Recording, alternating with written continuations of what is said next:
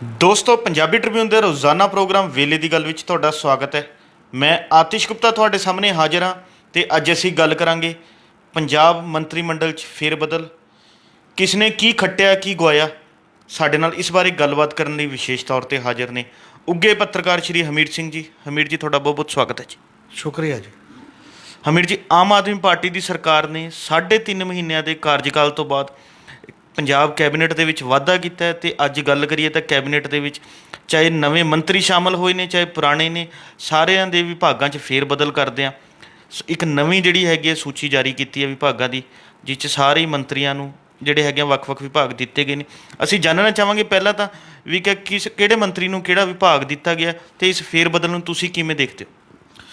ਅਸਲ ਦੇ ਵਿੱਚ ਫੇਰਬਦਲ ਕਾਫੀ ਲੰਬੇ ਸਮੇਂ ਤੋਂ ਹੀ, ਜਦੋਂ ਤੋਂ ਸਰਕਾਰ ਬਣੀ ਹੈ ਉਦੋਂ ਤੋਂ ਹੀ ਉਮੀਦ ਇਹ ਸੀ ਕਿ ਪਹਿਲਾਂ ਹੀ, ਕਿਉਂਕਿ MLA ਦਾ 15% ਹਿੱਸਾ ਕੈਬਨਿਟ ਬਣਦੀ ਹੈ ਔਰ ਥੋੜ੍ਹੀ ਬਣਦੀ ਹੈ ਕਿਉਂਕਿ 17 ਬੰਦੇ ਕੈਬਨਿਟ ਦੇ ਵਿੱਚ ਹੋਣੇ ਹੁੰਦੇ ਨੇ, ਅਤੇ ਜੇਕਰ 17 ਦੇ 17 ਪਹਿਲਾਂ ਹੀ ਬਣਾਏ ਜਾਣ ਤਾਂ ਕਿ ਕੰਮ ਵੰਡ ਹੋ ਜੇ, ਉਹ ਸਿੱਖ ਜਾਣ ਅਤੇ ਕਿਸੇ ਠੀਕ ਤਰੀਕੇ ਨਾਲ ਕੰਮ ਉਸ ਲੈਵਲ 'ਤੇ ਚੱਲਦਾ ਰਹੇ। ਪਰ ਨੋਰਮਲੀ ਇਹਨਾਂ ਨੇ ਹੋਰ ਟਾਈਪ ਦਾ ਇੱਕ ਮਾਹੌਲ ਰੱਖਿਆ। ਉਹਦੇ 'ਚੋਂ ਵੀ ਜਿਹੜੇ ਪਹਿਲਾਂ 10 ਤੇ 1 ਬਣਾਏ ਸੀ, ਉਹ ਵੀ ਵਿਜੇ ਸਿੰਗਲਾ ਤਾਂ ਜਲਦੀ ਮਤਲਬ ਸਾਈਡਲਾਈਨ ਹੋ ਗਏ ਅਤੇ ਉਹਨਾਂ ਤੋਂ ਖਿਲਾਫ ਪਰਚਾ ਦਰਜ ਵੀ ਕਰ ਦਿੱਤਾ ਗਿਆ ਅਤੇ ਉਹ ਮੰਤਰੀ ਪਿੱਛੇ ਤੋਂ ਗਏ ਜੀ। ਉਦੋਂ ਬਾਅਦ ਫਿਰ ਜ਼ਿਆਦਾ ਉਮੀਦ ਹੋਣ ਲੱਗੀ ਸੀ ਕਿ ਹੁਣ ਜ਼ਰੂਰ ਹੋਏਗਾ। ਇਸ ਵਾਰ 5 ਨਵੇਂ ਮੰਤਰੀ ਜਿਹੜੇ ਸ਼ਾਮਲ ਕੀਤੇ ਗਏ ਨੇ ਔਰ ਬਾਕੀ ਦੇ ਪੁਰਾਣੇ ਮੰਤਰੀ ਹੈਗੇ, ਅਤੇ ਪੁਰਾਣੇ ਮੰਤਰੀਆਂ ਦੇ ਵਿਭਾਗਾਂ 'ਚ ਵੀ ਮਤਲਬ ਵੰਡ ਜਿਹੜੀ ਆ ਉਹ ਕੀਤੀ ਗਈ ਹੈ ਫੇਰ ਬਦਲ। ਹੁਣ ਸਵਾਲ ਇਹ ਤਾਂ ਮੇਰਾ ਖਿਆਲ ਨਹੀਂ ਹੈ, ਕਿਉਂਕਿ ਬਹੁਤੇ ਬੰਦੇ ਨਵੇਂ ਨੇ ਕਿ ਉਹਨਾਂ ਦੀ ਕਿਹੜੀ ਕਾਬਲੀਅਤ ਹੈ, ਕਿੱਥੋਂ ਦੇਖੀ ਜਾਵੇ ਪਰਫਾਰਮੈਂਸ ਦਾ ਕੋਈ ਅੰਦਾਜ਼ਾ ਐਂ ਤਾਂ ਨਜ਼ਰ ਨਹੀਂ ਆਉਂਦਾ। ਕੋਈ ਨਵੀਂ ਪਾਰਟੀ ਆ, ਨਵੇਂ ਬੰਦੇ ਨੇ। ਕੁਝ ਪੁਰਾਣੇ ਬੰਦੇ ਜਿਹੜੇ ਜਿਨ੍ਹਾਂ ਦੇ ਲੋਕ ਨਾਮ ਵੀ ਲੈਂਦੇ ਸੀ ਕਿ ਉਹਨਾਂ ਨੂੰ ਆਉਣਾ ਚਾਹੀਦਾ, ਉਹ ਆਏ ਨਹੀਂ ਜੀ, ਜਾਂ ਆਏ ਨਹੀਂ, ਆਉਣਾ ਤਾਂ ਚਾਹੁੰਦੇ ਹੀ ਸੀ, ਮਤਲਬ ਉਹ ਲੈ ਨਹੀਂ ਗਏ। ਕਿਹੜੇ ਕਾਰਨਾਂ ਕਰਕੇ ਨਹੀਂ ਲੈ ਗਏ ਉਹ ਅਲੱਗ ਸਵਾਲ ਹੈ। ਚਾਹੇ ਪ੍ਰਿੰਸੀਪਲ ਬੁੱਧਰਾਮ ਦਾ ਨਾਂ ਸੀ, ਚਾਹੇ ਬਲਜਿੰਦਰ ਕੌਰ ਦਾ ਨਾਂ ਸੀ, ਚਾਹੇ ਬੀਬੀ ਮਾਣੂਕੇ ਦਾ ਨਾਮ ਸੀ, ਜਿਹੜੇ ਸੈਕੰਡ ਟਾਈਮਰ ਘੱਟੋ ਘੱਟ ਜਾਂ ਪਾਰਟੀ ਦੇ ਉਦੋਂ ਐਕਟਿਵਿਸਟ ਰਹੇ ਨੇ ਜੀ।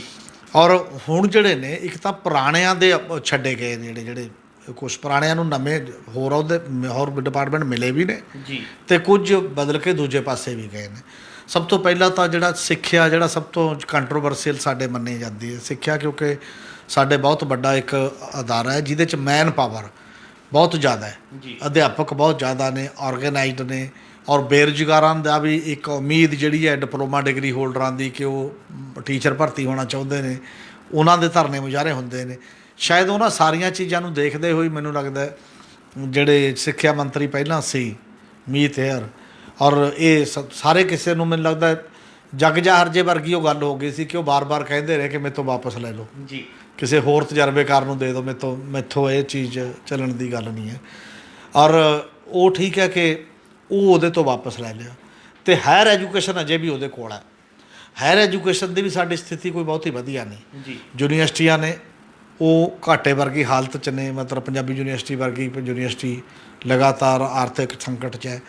ਫਿਰ ਜਿੰਨੇ ਕਾਲਜ ਨੇ ਗੌਰਮੈਂਟ ਕਾਲਜਾਂ ਦੀ ਹਾਲਤ ਬਹੁਤ ਮਾੜੀ ਹੈ। ਟੀਚਰ ਨਹੀਂ ਭਰਤੀ ਕੀਤੇ 1996 ਤੋਂ ਬਾਅਦ। ਆ ਪਿੱਛੇ ਜੇ ਜਾਂਦੀ ਚੰਨੀ ਸਰਕਾਰ ਭਰਤੀ ਕਰਕੇ ਗਈ, ਉਹ ਵੀ ਹਾਈ ਕੋਰਟ ਦੇ ਵਿੱਚ ਸਟੇ ਹੋ ਕੇ ਕਈ ਮਤਲਬ ਰੋਕ ਲੱਗੀ ਪਈ ਆ ਉਹ ਸਾਰੇ ਮਾਮਲਿਆਂ ਦੇ ਵਿੱਚ। ਇਹ ਸਾਰੇ ਜਿਹੜੇ ਐਜੂਕੇਸ਼ਨ ਦਾ ਮਾਮਲਾ ਹੈ, ਜਿਸ ਗੰਭੀਰਤਾ ਨਾਲ ਮਤਲਬ ਉਹਨੂੰ ਲੈਣਾ ਚਾਹੀਦਾ ਜਾਂ ਉਹ ਸਰਕਾਰਾਂ ਨੇ ਨਹੀਂ ਲਿਆ ਜੀ। ਔਰ ਹੁਣ ਉਹ ਡਿਪਾਰਟਮੈਂਟ ਜਿਹੜਾ ਸਿੱਖਿਆ ਦਾ ਉਹ ਦਿੱਤਾ ਹਰਜੋਤ ਬੈਂਸ ਨੂੰ। ਵੈਸੇ ਤਾਂ ਜਿਹੜਾ ਉਹ ਕਹਿੰਦਾ ਸੀ ਵੀ ਤਜਰਬੇਕਾਰ ਨੂੰ ਦਿਓ, ਪੁਰਾਣੇ ਬੰਦੇ ਨੂੰ, ਪੁਰਾਣਾ ਤਾਂ ਹਰਜੋਤ ਬੈਂਸ ਬਣੀ ਹੈ, ਉਹ ਵੀ ਪਹਿਲੀ ਵਾਰ MLA ਹੈ ਅਤੇ ਠੀਕ ਹੈ ਉਹਨੂੰ ਦੇਤਾ। ਔਰ ਜਾਂ ਪਾਰਟੀ ਇਹ ਸਮਝਦੀ ਹੋਏ ਇਹ ਜੰਗ ਹੈ, ਮੈਨੂੰ ਲੱਗਦਾ ਉਹ ਉਮਰ ਦੇ ਲਿਹਾਜ਼ ਨਾਲ ਵੀ ਦੋਨੋਂ ਬਰਾਬਰ ਜਿਹੇ ਨੇ, ਅਤੇ ਬਾਕੀ ਦੀ ਵੀ ਗੱਲ ਹੈ ਅਤੇ ਕਿਵੇਂ ਚਲਾਉਂਦਾ ਹੈ, ਕਿਸ ਤਰੀਕੇ ਨਾਲ ਚਲਾਉਂਦਾ ਹੈ, ਔਰ ਪਾਰਟੀ ਦੀ ਸਪੋਰਟ ਓਵਰਆਲ ਕਿੰਨੀ ਹੈ। ਮਤਲਬ ਮੈਨੂੰ ਲੱਗਦਾ ਪੂਰੀ ਗੌਰਮੈਂਟ ਦੀ ਸਪੋਰਟ ਨਾਲ ਹੀ ਕੋਈ ਚੀਜ਼ ਚੱਲਦੀ ਹੁੰਦੀ ਹੈ, ਇੰਡੀਵਿਜੂਅਲ ਤਾਂ ਮੰਤਰੀ ਨੇ ਕਿੰਨਾ ਕੁ ਚਲਾਉਣਾ ਹੁੰਦਾ। ਪਰ ਮੈਨੂੰ ਇਹਨਾਂ ਨੇ ਫੇਥ ਜਿਹੜਾ ਸ਼ਾਇਦ ਪਾਰਟੀ ਨੇ ਉਹਦੇ 'ਤੇ ਕੀਤਾ ਵੀ ਚਲੋ ਇੱਥੋਂ ਨਹੀਂ ਚੱਲਦਾ ਅਤੇ ਆਪਾਂ ਹਰਜੋਤ ਬੈਂਸ ਨੂੰ ਜਿਹੜਾ ਇੱਕ ਦੇ ਦਿੰਦੇ ਹਾਂ। ਇਹ ਡਿਪਾਰਟਮੈਂਟ ਹੈ, ਉਹਦੇ ਕੋਲ ਪਹਿਲਾਂ ਵੀ ਜੇਲ੍ਹ ਵੀ ਕੰਟਰੋਵਰਸੀ ਵਾਲਾ ਇਸ਼ੂ ਲਗਾਤਾਰ ਰਿਹਾ। ਉਹਨੇ ਖਾਸ ਤੌਰ 'ਤੇ ਅਨਸਾਰੀ ਵਾਲਾ ਕੇਸ ਉਠਾਇਆ ਜਾਂ ਬਾਕੀ ਦੇ ਜਿਹੜੇ ਇਸ਼ੂ ਨੇ। ਔਰ ਇਸੇ ਤਰੀਕੇ ਦੇ ਨਾਲ ਇੱਕ ਜਿਹੜਾ ਮਤਲਬ ਵਿੱਤ ਮੰਤਰੀ ਕੋਲ ਕਈ ਡਿਪਾਰਟਮੈਂਟ ਸੀਗੇ ਜਿਹਦੇ ਕੋਲ ਮੇਰੇ ਖਿਆਲ ਕਰ ਅਤੇ ਆਬਕਾਰੀ ਵੀ ਤਾਂ ਦਿੱਤਾ ਸੀ। ਇੱਦੋਂ ਪਹਿਲੇ ਵਿੱਤ ਮੰਤਰੀ ਇਹ ਕਹਿੰਦੇ ਹੁੰਦੇ ਲਗਾਤਾਰ ਵੀ ਸਾਡੇ ਕੋਲ ਟੈਕਸ ਆਉਣ ਵਾਲਾ ਵੀ ਚਾਹੀਦਾ ਅਤੇ ਕਲੈਕਟ ਕਰਨ ਵਾਲਾ ਵੀ ਚਾਹੀਦਾ। ਜੀ। ਤੇ ਇੱਕ ਉਹਨਾਂ ਕੋਲ ਹੋਰ ਬੜਾ ਵੱਡਾ ਡਿਪਾਰਟਮੈਂਟ ਸੀ, ਇਹਨਾਂ ਤੋਂ ਵੀ ਵੱਡਾ ਕਿਸੇ ਨਾ ਕਿਸੇ ਰੂਪ ਦੇ ਵਿੱਚ। ਜੇ ਲੋਕਾਂ ਦੇ ਨਾਲ ਤਾਲਮੇਲ ਦੇ ਐਂਗਲ ਤੋਂ ਲੈਣਾ ਹੈ ਤਾਂ ਉਹ ਵਿੱਤ ਵਿਭਾਗ ਤੇ ਆਬਕਾਰੀ ਕਰ ਤੇ ਆਬਕਾਰੀ ਵਿਭਾਗ ਤੋਂ ਵੱਡਾ ਡਿਪਾਰਟਮੈਂਟ ਹੈ, ਉਹ ਹੈ ਸਹਿਕਾਰਤਾ। ਕੋਆਪਰੇਸ਼ਨ ਡਿਪਾਰਟਮੈਂਟ ਉਹਨਾਂ ਕੋਲ ਸੀ, ਕੋਆਪਰੇਸ਼ਨ ਲੈ ਲਿਆ ਉਹ ਚੀਫ ਮਿਨਿਸਟਰ ਨੇ ਆਪਣੇ ਕੋਲ ਲੈ ਲਿਆ। ਇਹ ਬਹੁਤ ਵੱਡਾ ਮਤਲਬ ਮੈਨੂੰ ਲੱਗਦਾ ਇੱਧਰ ਧਿਆਨ ਸ਼ਾਇਦ ਉਹਨਾਂ ਦਾ ਗਿਆ ਹੀ ਨਹੀਂ ਹੋਣਾ, ਕਿਉਂਕਿ ਬਜਟ ਪੇਸ਼ ਕਰਨਾ ਸੀ, ਬਾਕੀ ਚੀਜ਼ਾਂ ਨੇ ਉਹ ਮੇਨ ਜਿਹੀਆਂ ਗੱਲਾਂ ਨੇ। ਉਹੀ ਇੱਕ ਕਾਰਨ ਹੈ ਜਾਂ ਬਾਕੀ ਦੇ ਕਾਰਨ ਨੇ, ਉਹ ਤਾਂ ਅੰਦਰੂਨੀ ਪੋਲੀਟਿਕਸ ਦਾ ਹਿੱਸਾ ਹੈ।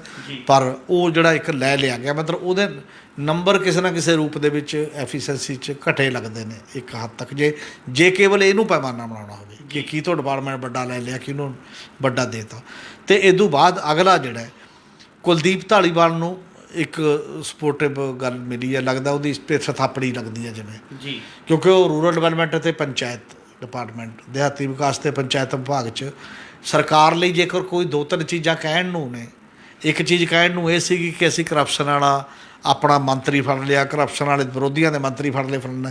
ਦੂਜੀ ਚੀਜ਼ ਕਹਿਣ ਨੂੰ ਇਹ ਸੀ ਕਿ ਅਸੀਂ ਪੰਚਾਇਤੀ ਜ਼ਮੀਨਾਂ ਚਲਾ ਰਹੇ ਹਾਂ ਜੀ, ਬਿਲਕੁਲ, ਜਿਹੜੀਆਂ ਸਭ ਤੋਂ ਜ਼ਿਆਦਾ ਮਤਲਬ ਕਹਿਣ ਦੇ ਤੌਰ 'ਤੇ ਇਹ ਕੀਤੀਆਂ ਗਈਆਂ।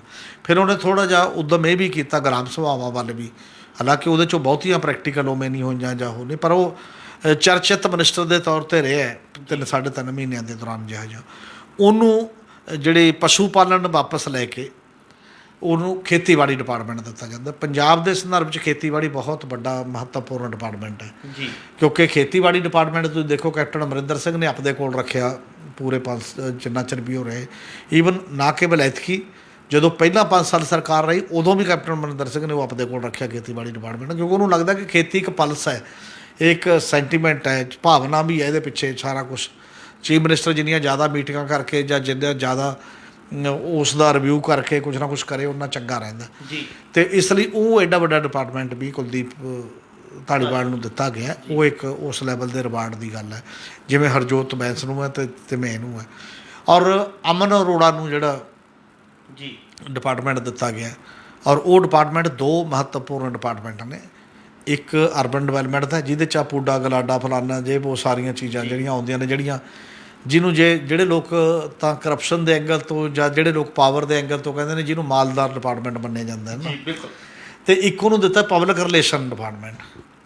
ਪਬਲਿਕ ਰਿਲੇਸ਼ਨ ਡਿਪਾਰਟਮੈਂਟ ਬਹੁਤੀ ਵਾਰ ਚੀਫ ਮਿਨਿਸਟਰ ਆਪਣੇ ਕੋਲ ਰੱਖਦੇ ਨੇ, ਬਹੁਤ ਘੱਟ ਮੰਤਰੀਆਂ ਨੂੰ ਕਦੇ ਕਦੇ ਦਿੰਦੇ ਨੇ, ਉਹ ਉਹਨੂੰ ਦਿੱਤਾ। ਇਹਦਾ ਮਤਲਬ ਠੀਕ ਠਾਕ ਨੇ। ਅਤੇ ਲੋਕਲ ਬਾਡੀ ਡਿਪਾਰਟਮੈਂਟ ਜਿਹੜਾ ਸਥਾਨਕ ਸਰਕਾਰਾਂ ਦਾ ਡਿਪਾਰਟਮੈਂਟ ਹੈ, ਉਹ ਵੀ ਜਿਹੜੇ ਨਵੇਂ ਮੰਤਰੀ ਆਏ ਨੇ ਡਾਕਟਰ ਨਿੱਜਰ ਜੀ, ਉਹਨਾਂ ਨੂੰ ਸਥਾਨਕ ਸਰਕਾਰਾਂ ਦਾ ਵਿਭਾਗ ਜਿਹੜਾ ਉਸ ਲੈਵਲ ਦੇ ਉੱਤੇ ਦਿੱਤਾ ਗਿਆ। ਅਤੇ ਉਹਨਾਂ ਕੋਲ ਹੋਰ ਡਿਪਾਰਟਮੈਂਟ ਵੀ ਚੰਗੇ ਨੇ, ਪਾਰਲੀਮੈਂਟਰੀ ਅਫੇਅਰਜ਼ ਹੈ ਜਿਹਨੇ ਸਾਰਿਆਂ ਨਾਲ ਤਾਲਮੇਲ ਬਿਠਾਉਣਾ, ਵਿਰੋਧੀਆਂ ਨਾਲ ਬਾਕੀਆਂ ਨਾਲ ਜੇ ਉਹ ਸਾਰੀ ਚੀਜ਼ ਵੀ ਹੈ। ਔਰ ਪਰ ਦੂਜੇ ਪਾਸੇ ਔਰ ਇੱਕ ਗਵਰਨੈਂਸ ਰਿਫਾਰਮਜ਼ ਦਾ ਵੀ ਹੈ, ਜੇਕਰ ਥੋੜ੍ਹਾ ਬਹੁਤ ਕੰਮ ਗਰਾਊਂਡ 'ਤੇ ਉਸ ਲੈਵਲ 'ਤੇ ਕਰਨਾ ਹੋਵੇ। ਅਤੇ ਇਹਦੇ ਨਾਲ ਦੀ ਨਾਲ ਇੱਕ ਹੋਰ ਜਿਹੜੇ ਡਿਪਾਰਟਮੈਂਟ ਚੇਂਜ ਕਰਨ ਦੀ ਗੱਲ ਆਈ ਹੈ ਜਾਂ ਵੱਖ-ਵੱਖ ਥਾਵਾਂ 'ਤੇ, ਕੁਝ ਦੋ ਤਿੰਨ ਬੰਦਿਆਂ ਨੂੰ ਬੜੇ ਹਲਕੇ ਡਿਪਾਰਟਮੈਂਟ ਵੀ ਗਏ ਨੇ ਜੀ। ਜਿਵੇਂ ਸਪੋਜ਼ ਕਰੋ ਫੌਜਾ ਸਿੰਘ ਹੈ, ਬਿਲਕੁਲ, ਫੌਜਾ ਸਿੰਘ ਕੋਲ ਜੇ ਤੁਸੀਂ ਡਿਪਾਰਟਮੈਂਟ ਸਾਰੇ ਦੇਖਦੇ ਹੋ, ਇਹ ਸੈਨਿਕ ਵੈਲਫੇਅਰ ਹੈ, ਇਹ ਡਿਫੈਂਸ ਸਰਵਿਸਿਜ਼ ਹੈ, ਇਹ ਬਾਕੀ ਹੈ। ਇੱਕੋ ਹੀ ਡਿਪਾਰਟਮੈਂਟ ਹੈ ਜਿਹੜਾ ਮਾੜਾ ਜਿਹਾ ਕਹਿਣ ਨੂੰ ਉਹਦੇ ਕੋਲ ਹੈ, ਉਹ ਹੈ ਹਾਰਟੀਕਲਚਰ ਜੀ, ਬਾਗਬਾਨੀ, ਜਿਹਦਾ ਖੇਤੀ ਦੇ ਨਾਲ ਨਾਲ ਜੋੜ ਕੇ ਬਹੁਤ ਛੋਟਾ ਹਿੱਸਾ ਹੈ। ਮਤਲਬ ਇੱਕ ਕਾਇਦੇ ਨਾਲ ਤਾਂ ਇਹ ਜਿਹੜੇ ਡਿਪਾਰਟਮੈਂਟ ਨੇ, ਬਾਗਬਾਨੀ ਜਿਹੜਾ ਹੈ ਅਤੇ ਖੇਤੀ, ਉਹਦਾ ਸੈਕਟਰੀ ਇੱਕ ਹੈ ਤਾਂ ਮਿਨਿਸਟਰ ਵੀ ਇੱਕ ਹੋਣਾ ਚਾਹੀਦਾ ਜੀ, ਹੈ ਨਾ। ਸੈਕਟਰੀ ਇੱਕ ਹੋਵੇ ਅਤੇ ਮਿਨਿਸਟਰ ਦੋ ਹੋਣ ਤਾਂ ਵੀ ਕੋਈ ਗੱਲ ਨਹੀਂ ਬਣਦੀ, ਕਿਉਂਕਿ ਖੇਤੀ ਦਾ ਹੀ ਹਿੱਸਾ ਹੈ।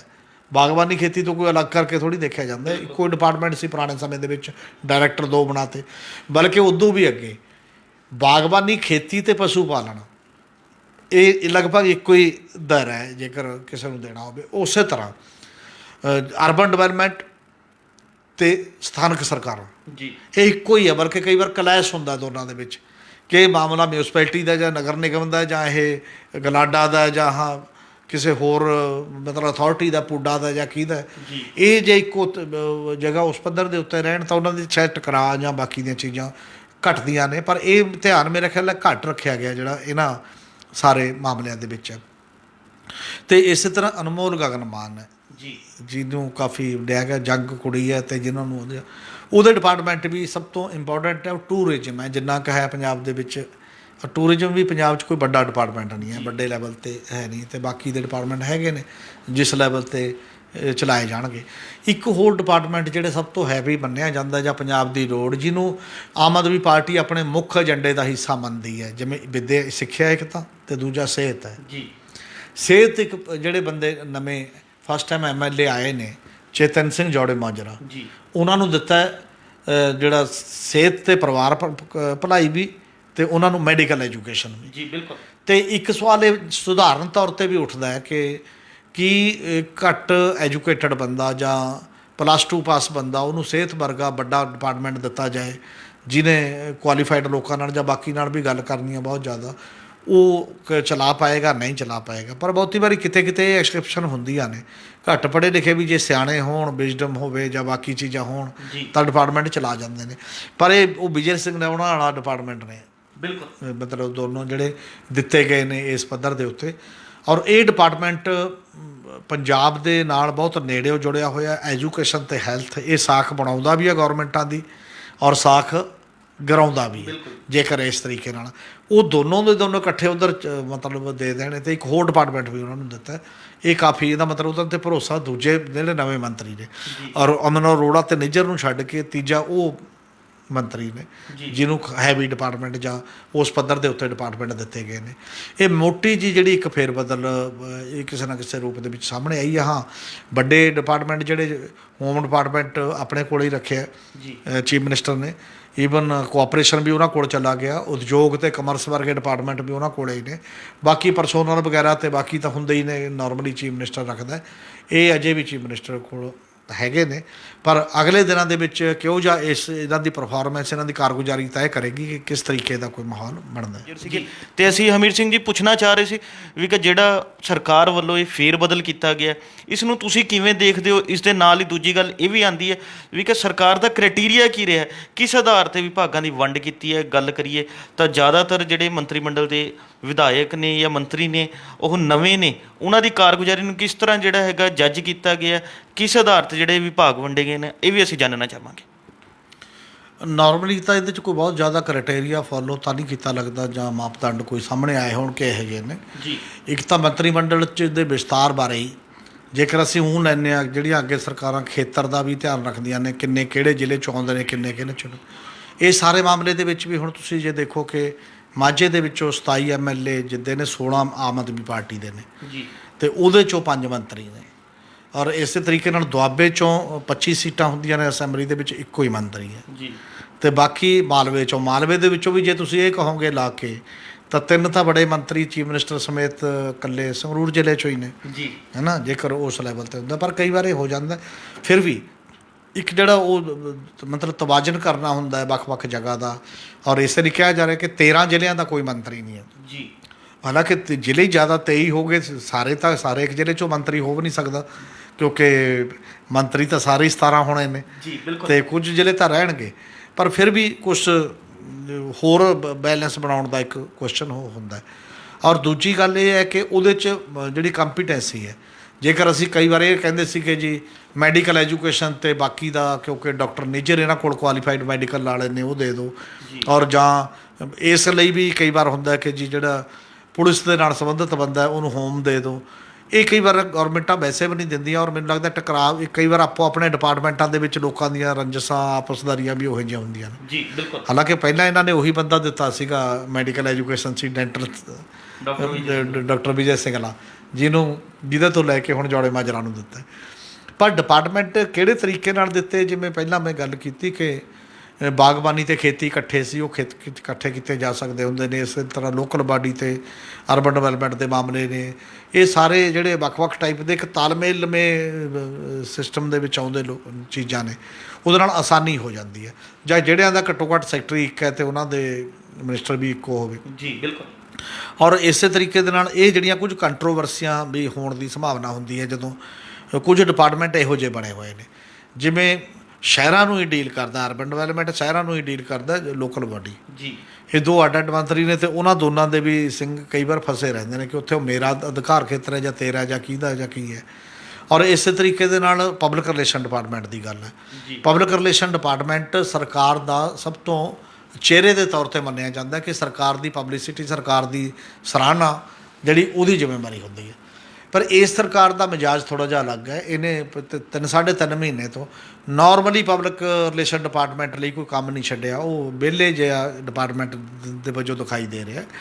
ਉਹਦਾ ਕਾਰਨ ਇਹ ਹੈ ਕਿ ਇਸ 'ਤੇ ਇੱਕ ਕੰਟਰੋਲ ਜਿਹੜਾ ਇੱਕ ਉਹ ਬਾਹਰੋਂ ਆਊਟਸੋਰਸ ਕੀਤੇ ਹੋਏ ਲੋਕਾਂ ਦਾ ਜ਼ਿਆਦਾ ਹੈ, ਪ੍ਰਚਾਰ 'ਤੇ, ਪਬਲਿਸਿਟੀ 'ਤੇ, ਮੀਡੀਆ ਨਾਲ ਡੀਲ ਕਰਨ 'ਤੇ ਜਾਂ ਬਾਕੀ ਜਗ੍ਹਾ ਦੇ ਉੱਤੇ। ਅਤੇ ਹੁਣ ਜਦੋਂ ਤੁਸੀਂ ਇੱਕ ਮਹੱਤਵਪੂਰਨ ਮੰਤਰੀ ਨੂੰ ਜਿਹੜਾ ਕਿ ਜਿਹਦਾ ਇੱਕ ਸਟੇਕ ਹੈ, 2 ਵਾਰ ਦਾ MLA ਹੈ, ਅਤੇ ਜਦੋਂ ਉਹਦੇ ਕੋਲ ਪਬਲਿਕ ਰਿਲੇਸ਼ਨ ਡਿਪਾਰਟਮੈਂਟ ਜਾਏਗਾ ਤਾਂ ਕੀ ਉਹ ਪਬਲਿਕ ਰਿਲੇਸ਼ਨ ਡਿਪਾਰਟਮੈਂਟ ਨੂੰ ਉਹਦੀ ਜਿਹੜੀਆਂ ਕੰਮ ਨੇ ਜਾਂ ਉਹਦੀਆਂ ਜਿਹੜੀਆਂ ਜ਼ਿੰਮੇਵਾਰੀਆਂ ਨੇ ਉਹਦੇ ਲਈ ਸਰਗਰਮ ਕਰਨ ਦੀ ਭੂਮਿਕਾ ਨਿਭਾ ਪਾਏਗਾ?